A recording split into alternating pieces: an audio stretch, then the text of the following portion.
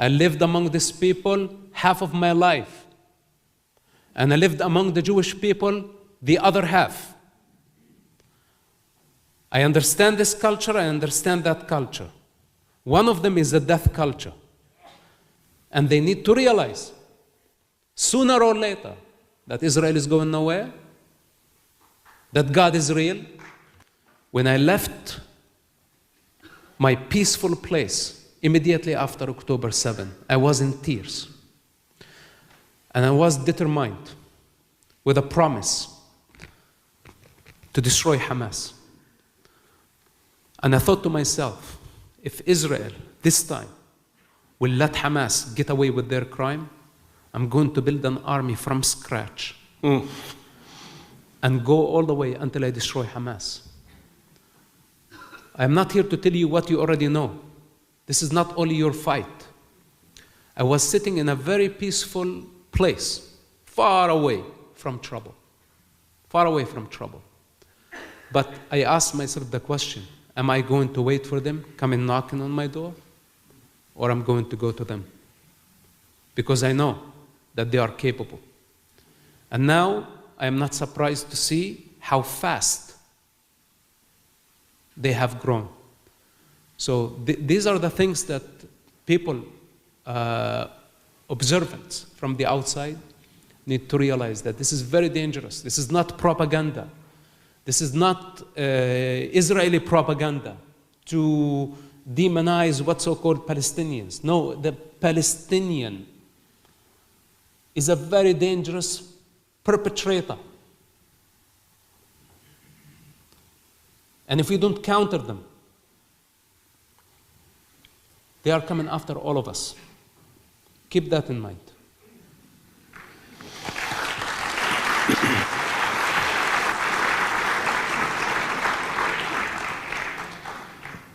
A few months ago, we had a guest speaker here who you, I believe, are good friends with, Douglas Murray.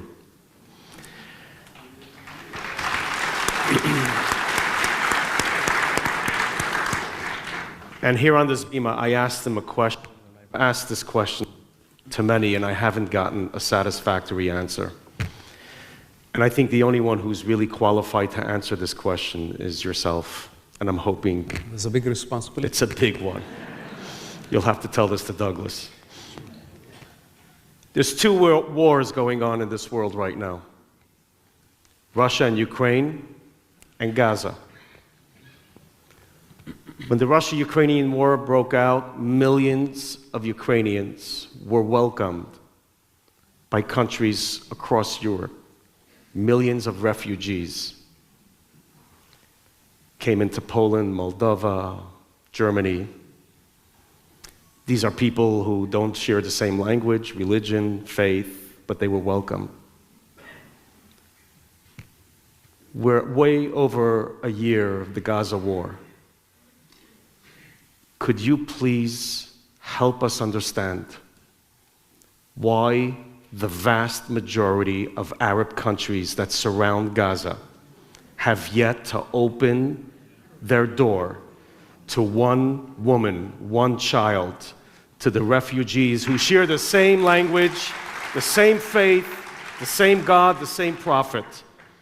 Where is the brotherhood, the sisterhood, the saving of life?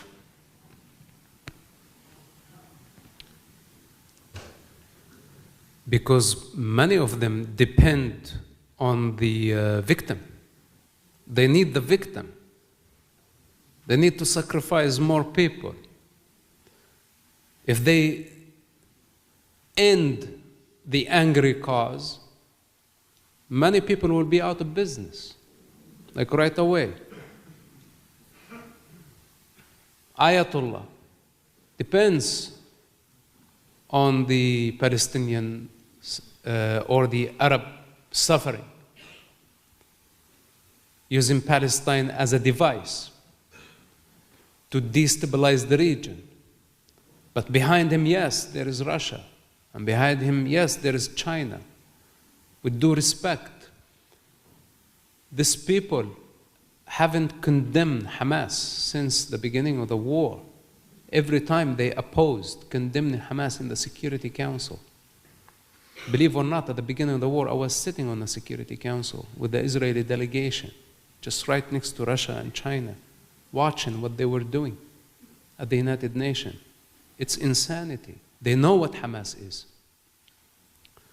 And it was not coincidental that October 7 was Putin's birthday.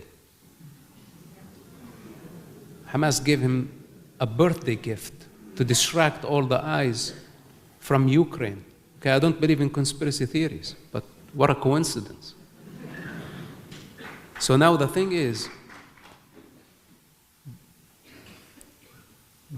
the superpowers have been gambling of children's blood. And we must break the vicious cycle of this violence. The Arab countries, they don't care. They're all corrupt leadership. The Saudi Arabia, people now say Saudi Arabia, even the Arab Emirates. When I saw my Jewish friends going to Dubai, I was like, what are you doing? Don't go there. This is everybody who tells me I go to Dubai or Abu Dhabi, I tell them don't go. Come back. And they think it's just normal. And we saw what happened a few days ago. I'm not saying that this should make us afraid, because we want to build bridges with the Arab world, and I encourage that. But we are surrounded by lots of enemies. These countries, you go freely to Dubai and Abu Dhabi, I cannot go. I cannot go to any Muslim country, to any Arab country. For the past 15 years, I cannot go anywhere. So, they don't want to end the conflict. I was yelling out loud from the beginning of the war. I said, open the border. Let the most vulnerable, children, women, civilians, go through a safe passage into Egypt, into Sinai.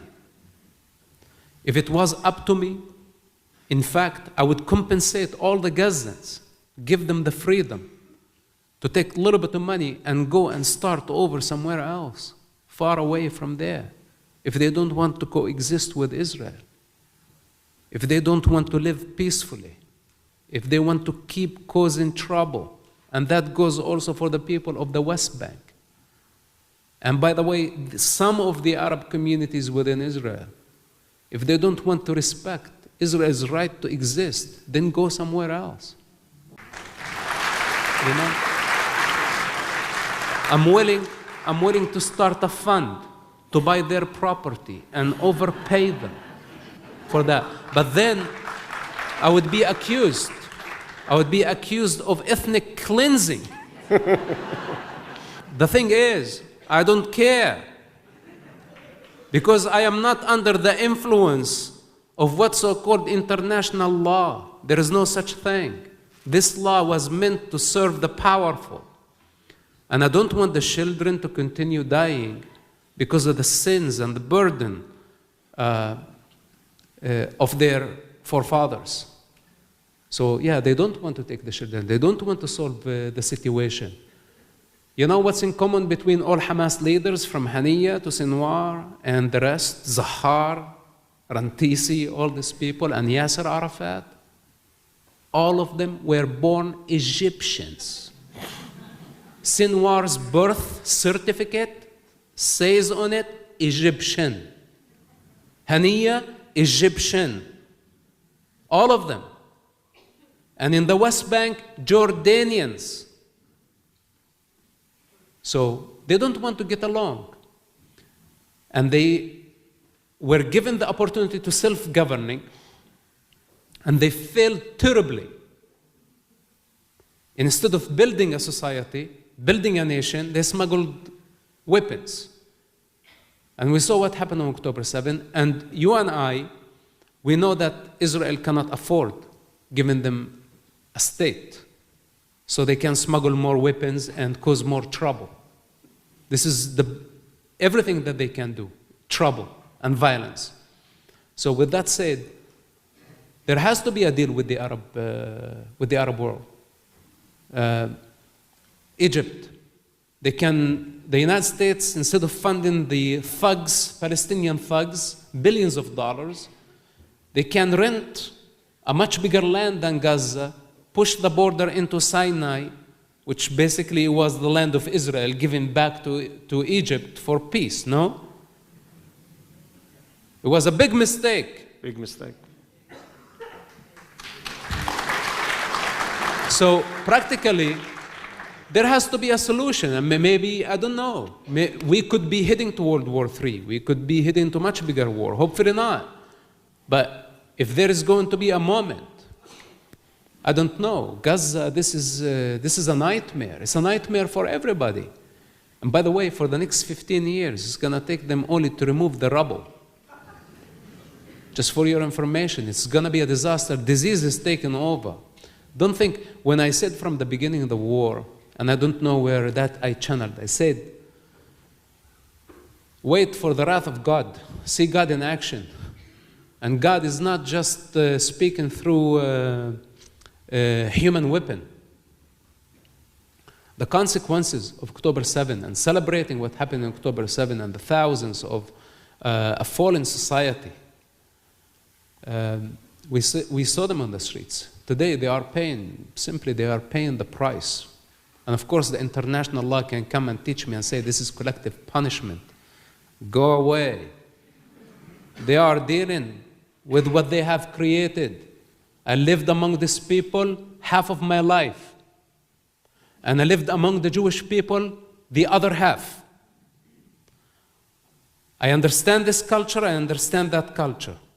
One of them is the death culture. And they need to realize, sooner or later, that Israel is going nowhere, that God is real, and the false narrative is not going to give them any satisfaction. So let's see how this is going to develop. But if it was up to me, at some point, I'm sorry for the long answer, I was so frustrated, I didn't know what to do, and I was appealing to everybody, to the United Nations, to the Egyptian president, telling everybody, open the border. When nobody answered, I put a reward. At that time, it was big money for me. It was $10,000 to any Egyptian from the Rafah side of the border who take a bulldozer and break the fence. And I promised them, if you do that, I'm going to pay you $10,000 and get you out to safety. This is just out of frustration that I wanted the most vulnerable civilians to get out. Just go. Go and never come back. It's too much pain, too much suffering. They cannot understand, they cannot coexist, and I don't know how I'm going to fix their mentality. You know,